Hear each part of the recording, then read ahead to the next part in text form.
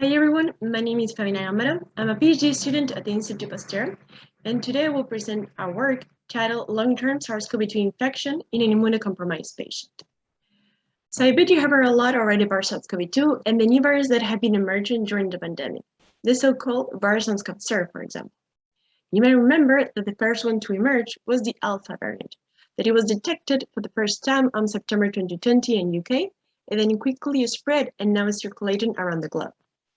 When this variant emerged, it was observed that it was characterized by an unusual large number of genetic changes in comparison to its close relatives. So one big question at the moment, and still is, how this variant emerged. What evolutionary processes could have led to the emergence of this variant?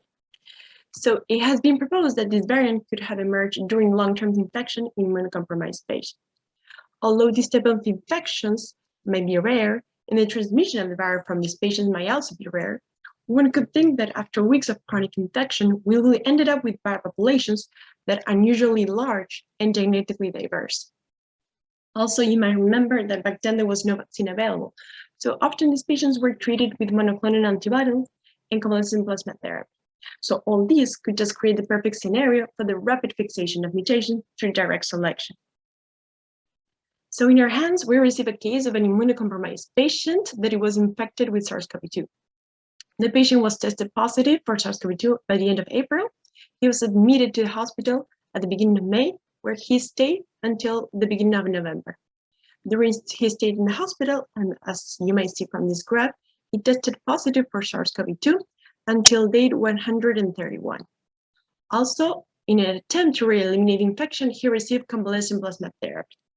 So in this scenario, we aim to look at the evolutionary dynamics of the virus in the human host, and also to study the effect of this convalescent plasma therapy on the evolution of the viral population. So to do so, we sequenced respiratory samples that we collected all along the course of the infection. And for that, we used an unbiased next-generation sequencing approach that allowed us to look and to track the dynamics of the viral population over time. And by this, I mean not only looking at the consensus sequence, but the viral population, including these low frequency variants, or what we call intra-host single nucleotide variants, or just ISNV. So mainly what we observe is that the persistent infection led to within patient evolution. And then the convalescent plasma therapy did not result in variant clearance, but in a shift, in a turnover of variants that restored the genotype that was detected on an early stage of the infection. So for example, if we take a look at these variants here that were detected on the early stage of the infection, then they were no longer observed, but after the convalescent plasma therapy, they reappear.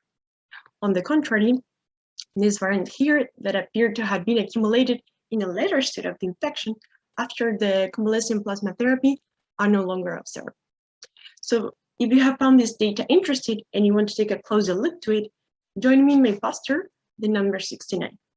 Thank you, and I wish you all a great Congress.